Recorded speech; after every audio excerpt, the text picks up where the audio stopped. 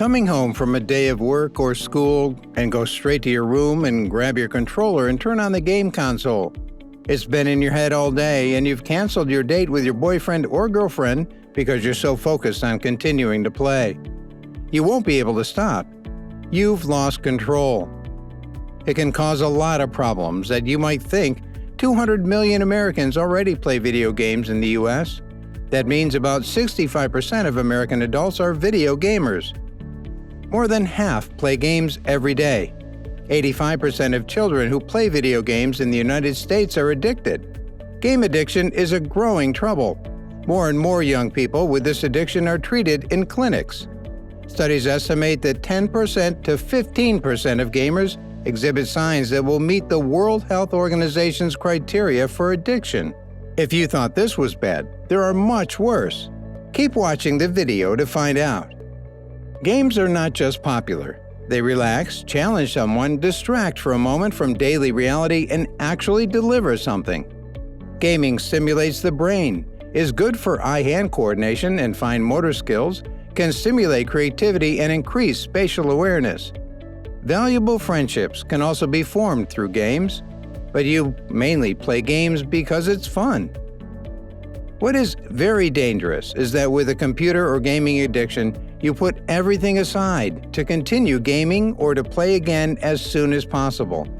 That will ultimately cost you your family life, friendships, work, or studies. You may also experience headaches and insomnia. There are even instances where frequent playing of what appears to be a harmless game has triggered epileptic seizures. Before we get more shocking news about the gaming addiction, let's discuss this first. Playing a game can be fun and relaxing, but more and more people, especially young men, are becoming addicted to it. With a gaming addiction, you cannot stop playing, and you become restless if you don't play. Your social life, health, and responsibilities suffer from your gaming behavior. Most games use a reward system, which means that the gamer is rewarded for his actions. The brain is stimulated in such a way that the gamer is distracted from annoying things that take place in reality. The negative thoughts are numbed, as it were, and replaced by the virtual reality that is more interesting, exciting, and challenging. The gamer no longer has time to dwell on real-life situations. In many games, the gamer can determine his own strategy, exercise control, and gain respect from his fellow players. That feels good.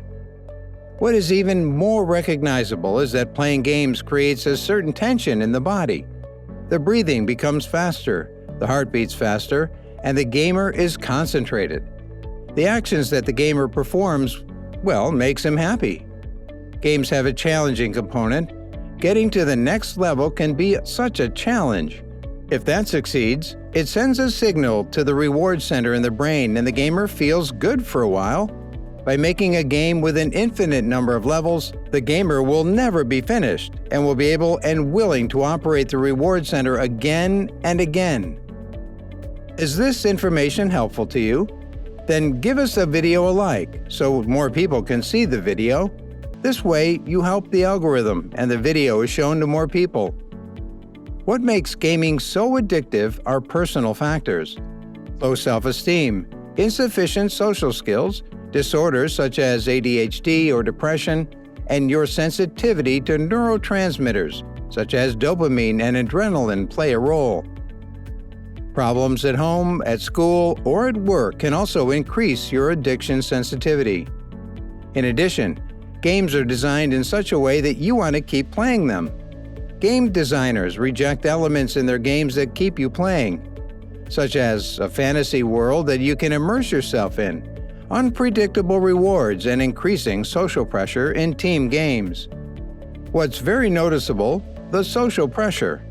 Some games are played live online with other players. That can put pressure on a gamer because you're being challenged or because a group of players needs a gamer to pass a level. There's also time pressure in the game. For example, in the game Farmville, players have to harvest sown vegetables after a certain time in real time. What makes that very difficult is that you play online with people from a different time zone. that can cause you to play at times when you're normally in bed. Do you want to know more about digital addictions? And in this case, about TikTok? Click on the next video.